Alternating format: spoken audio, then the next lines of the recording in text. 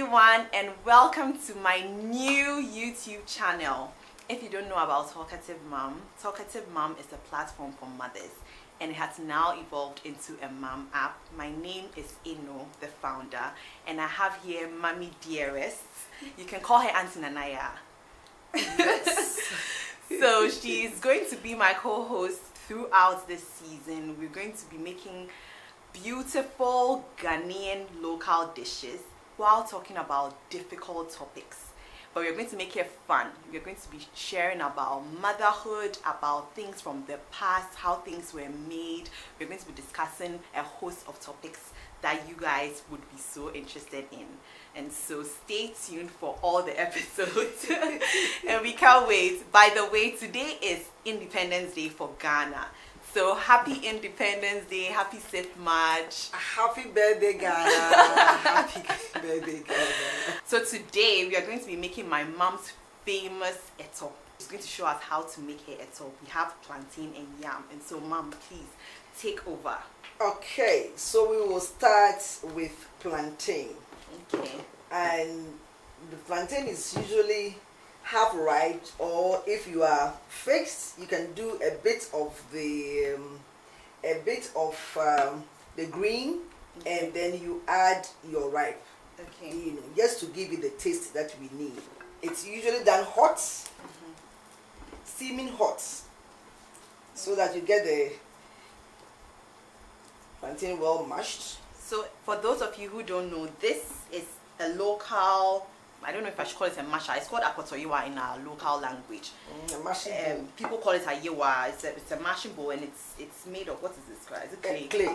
Yeah. So traditionally, this is how eto was made.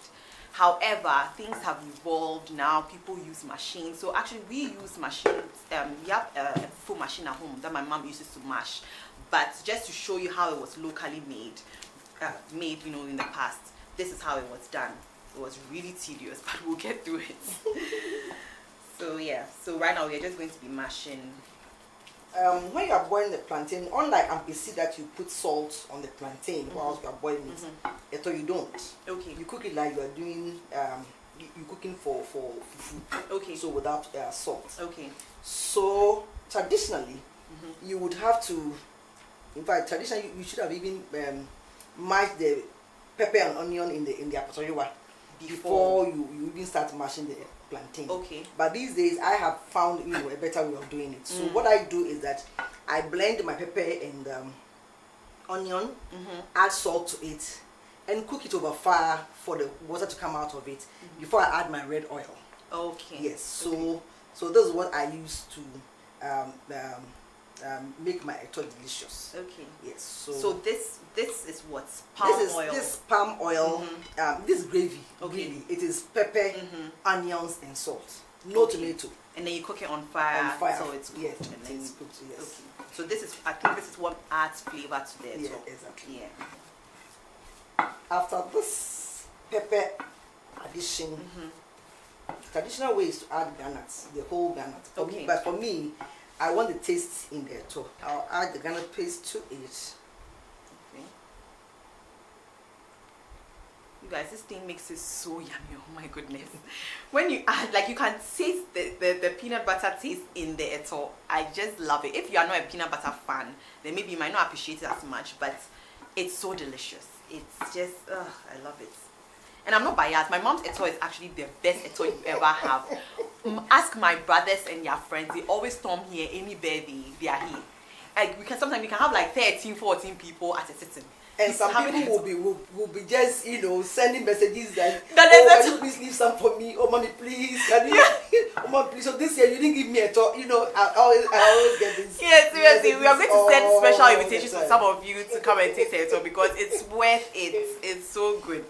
Oh my goodness. It's so good. Yeah. So the eto is done. Okay. Simple. So that's okay. Very simple meal.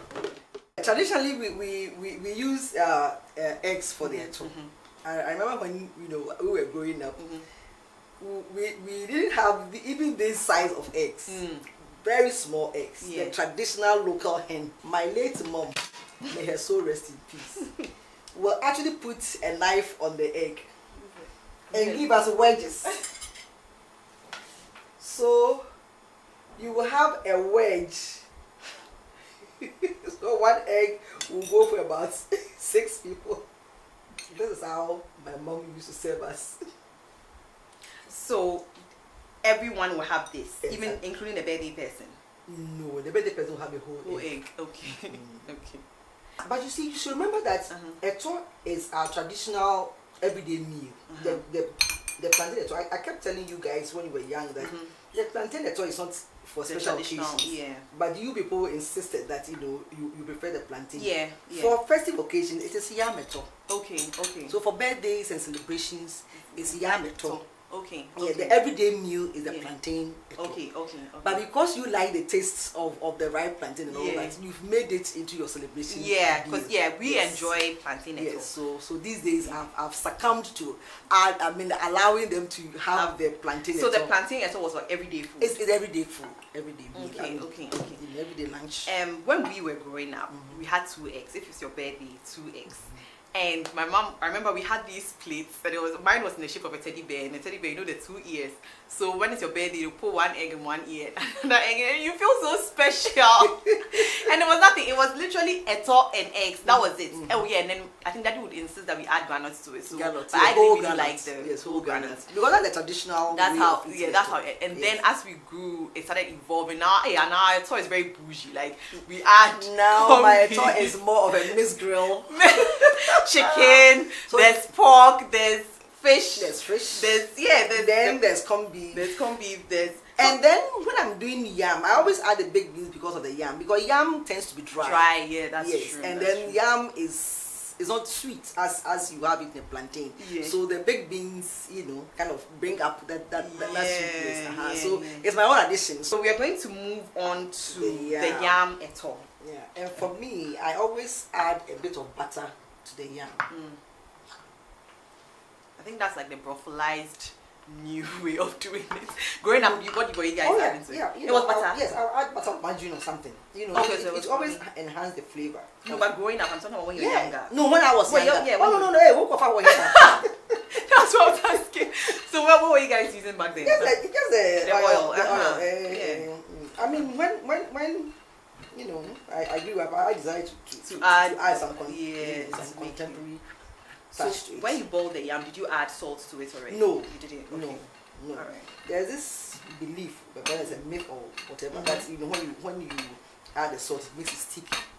Oh, So because you want the eto to be fluffy. So, fluffy, yeah. So now we add The pepper sauce. pepper onion sauce with the red oil, and there's salt already in this one, so that brings out the taste. You have to be very generous with the sauce so that I can go through the entire. The color is so rich already. You guys have to smell this. It smells so good. So I am an onion fan. I eat a lot of onions. In fact, when I'm doing my own pepper sauce, I don't add tomatoes. Oh, I didn't know that. Oh yes, when I'm doing pepper sauce for Banku or You don't add tomatoes? No. Ah. I eat onion. You want me to add a bit more yam? Yes, I think it's too sour. Yeah.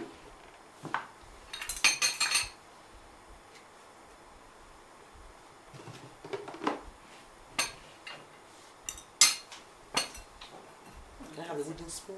Yes, you can have it. So I don't know what traditions you guys have in your house. For us, we have so many traditions, not just birthdays, even for Christmas, even for, growing up, we had different things that we would eat for different occasions. We would explore the Christmas one around Christmas time. You guys would love what we have in our house. And it's always traditional. The thing about my dad is he's very, very traditional. You would see him, he's passed now. He was an academician. However, a professor, yes. However, anytime he would try and inculcate the traditions in us. Like, we weren't even allowed, when we are speaking Tree, you have to speak Tree. You're not mixing it with English. Like, he's like, speak your local language the right way. If you are speaking English, then you can speak English. Things like that. He would try to tell us about growing up, how it was like, things that we would learn. And at that time, I didn't appreciate it. But when you grow up, you realize, this makes so much sense. And there's things that you can pass on to your kids. Now they would also start that tradition, and then you realize that now tradition isn't lost, because that's what a lot of people are worried about, that it will get to a point where we don't have any local meals anymore. No one is eating that. Everyone is just, and I'm not saying that you can't eat, I eat a lot of cheesy things and all that, but sometimes it's good to mix the two. Try and teach the younger ones what tradition is all about, and that's what today is about. Today being Sixth March, we thought this was a great day to eat a celebratory food like a top. But a word of caution, when you are using the fufu machine, you know fufu machine makes, the plantain or yam or whatever into the sticky mold as fufu. So to get it into the fluffy mode, you have to add your additive. The pepper and the oil should be on the plantain or on the plantain before you start the machine, so that it doesn't get sticky as fufu. So that's a word of caution. Yeah. But I have tried the machine with yam, it didn't work. Alright, so there you have it. We are done with our yam etor and our plantain etor, and we can't wait to dig in. And we have, this is not wine actually, this is bisap. People call it sopolo. My mom hates it when people call it that. So cheers to our homemade bisap. My mom makes it. Yeah, with pineapple. Yeah, cheers. And happy Independence Day, Ghana. Happy Independence Day, Ghana. Happy birthday, Ghana. So good. Heavenly. Alright. So growing up, how exactly was it like being a woman? Back like in the kitchen? Because I know then making food and things was harder. How exactly was it like for you guys growing up? Okay, let me give you a little bit of a background to my mother. Okay. Your grandmother was such a strict Basel missionary trained woman because she happened to have gone to boarding school from class 1, so she finished training college. Trained by these Germans. My mother, a typical Ashanti, who should have just done everything in Iowa like this, grinding pepper. No way. She will insist that you grind it on a grinding stone. Oh wow. Before she scoops it into the Iowa to do her mixings. I don't know what it was, but because he hated to see seeds, she hated to see skin, and she would not strain. So you have to grind it smooth. Interesting. So she will let you peel off the back of the garden egg skin, take out the seeds, grind these together. She scoops that into the Iowa and then add the flesh of the garden eggs. Sweet. Before she does with the wooden tapuri to make the. Because that's how she was trained. That's how she was trained in the boarding house, not in her home. This was the place where they would grind maize into flour and use that to bake bread. So, so look at that kind of training, and this is the training my mother brought to our home. So we had a very, very, tedious way of doing things. She was that prim and proper. Okay, wow. So growing up, everything. My mother, you would grind the garden eggs on the grinding stone. So according to her, she sees oil. I don't know where the oil was coming from. The top should be glassy. That is how smooth the garden eggs should be. Wow. Otherwise, she will be, she will be beating your wrists. Relax your wrist and let the garden eggs be glossy. Wow. That's how we were brought up. Okay. Did you ever see your dad in the kitchen? Did you see him cooking? Oh, no way. The only time my dad came cooking was on his birthday, 27th of December. Okay. And days before, he would travel to Cape Coast. We were in the central region. Okay. We lived particularly at Plantain and Kumasi. Okay. So my father would travel to do his birthday shopping. Okay. And come and do this meal that was something out of the ordinary. Special. Yeah. Then I grew up and I realized that it was spaghetti that this man was making so much fuss about. Oh my god. Yes, when I grew up, because so it was like store-bought spaghetti. Yes, store-bought. Yeah. And then he would buy some sausages, and usually my father used to travel with the Catholic priests, whites. Okay. So that was like his for some kind of. So on his birthday, he wants to display those things that he's learned from these white priests that he was serving. So you cook this, meal. Yeah. It was out of the ordinary. Yeah. Then I grew up and I realized that this was given us a spaghetti that was once a year. It was. But this meal, this was the whole house. Everyone was eating this, right? Or just him? No, I mean, you do it enough for maybe all of us. Okay. If I recall. Okay. I think all of us, yes. But just for those who don't know, how many were you in total, your family? Growing up, okay, my mom, dad were. Well, at any point in time, my dad had, his nephews Okay. living with us. But So I think averagely we were about 12 12 to about 15, people. Oh wow. It depends on who had gone to school, that kind of thing. So averagely about 12 people. And how many people would go to the kitchen to cook? You and your sisters. How many were you? Or you took turns? No, we didn't take turns. I mean, we shared it, on a daily basis. Okay. So somebody would be grinding, somebody would be washing, somebody would be, that kind of thing.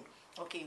Remember, we're using firewood. We're using the heft. Oh, Using the okay. heft. Yes. So Wow. we were using firewood. In our kitchen, it was the heft, the firewood. Yes. The buchia.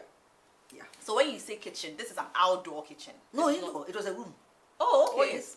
But most people, I mean, this is for your house. Most people had Outdoor kitchens. the Yes, buchia. but we had, the a kitchen that was, a room. A room. It was a Okay. room that had the heft. Okay. We had places where we put our pots and all that. Remember, my both parents were teachers. So That's in true. at the village level, they were in their class of their They own. were there. In fact, my mother was the only madam in the whole village. Okay. And my father was a master. Madam means Madam teacher madam means the head teacher. Okay. When you're a teacher, you are called miss, and then when you are the head teacher, you are called madam. When you are the head teacher, you are called Madam if you are a woman. if you're a woman. Okay. Okay. And then when you are a teacher, you are called miss. Miss. Even if you are married. Nobody cared about whether you are married or not. You are called miss. Okay. Okay. But miss was the standard name for Teachers. for a lady, a female teacher. Female teacher. Okay. And then if you are a head teacher, then you are called madam. Okay. Okay. That's Yes. And then my father. So at any point in time, my father was the head teacher of maybe the primary school, and my mother would be the head mistress of the middle school or Okay. vice versa. Okay. Or something. But even before we move to how you were eating, I just want to also share something, because one thing about my dad as well was that I never saw him in the kitchen. Meanwhile, my dad really knew how to cook because he was a firstborn, and so he was taught everything. I think there was this period where you had, I don't know where you were, you had traveled or something, because it was just us and him, and he was teaching Baf, my bigger brothers, Baf or Katie, Kwabna, how to cook, because they would take turns and make stew. So I remember, oh my goodness, their stew was not. But Katie knew how to cook, so yeah, but he taught them. And then when you came back, that was it. It was like, once my mom was at home, she had to do the cooking. It wasn't like nowadays where you can find the men helping out in the kitchen and things like that. I didn't grow up seeing that. I know that I have friends whose dads helped out, but that's rare. It's not something that was common. Yeah, I know.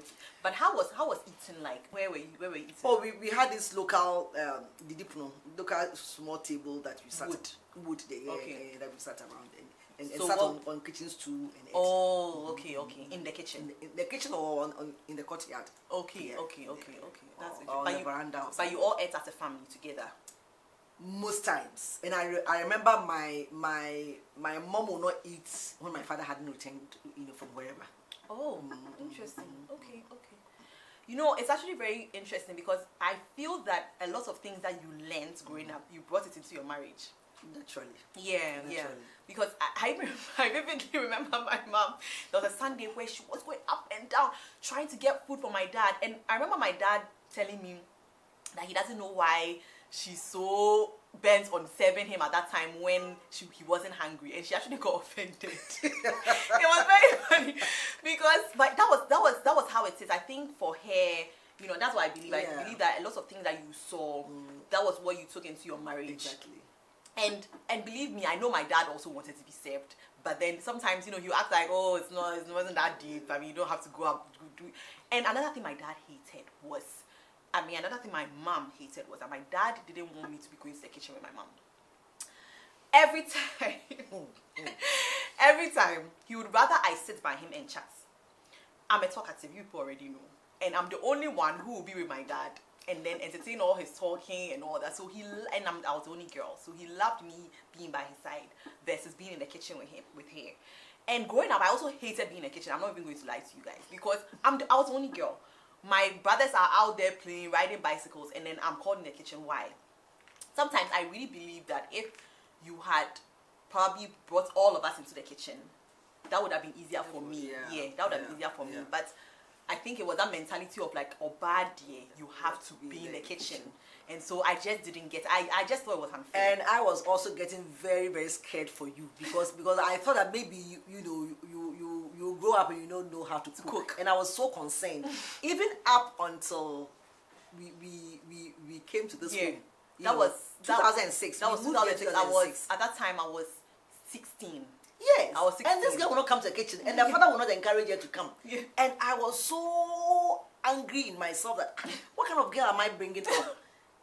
Because my whole concern is that I love to cook. I know how to cook. How can my daughter, maybe go and get married and she be brought back to me because she doesn't know how to cook? I had this traditional view of then they'll bring you back. Yeah, that was what people growing up, and they say, hey, they'll bring you back. Yes, things like that. Yes, so I was very concerned. I was really concerned. Yeah. But somehow, she picked it up. Having boys, I feel like a lot has changed for me.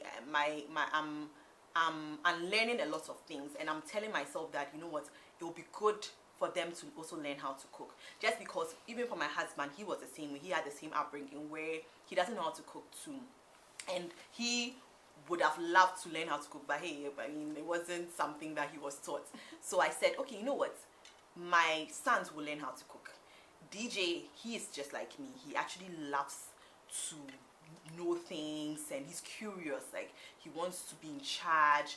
And so for him, I know he would, even some Sundays, they like to stand on a chair when I'm frying their pancakes, and they want to come and flip it. So I'll just guide their hand and they'll flip it and things like that. So I'm just hoping that that interest will still be there. I'm not going to force them anyway, but I'll teach them one or two things.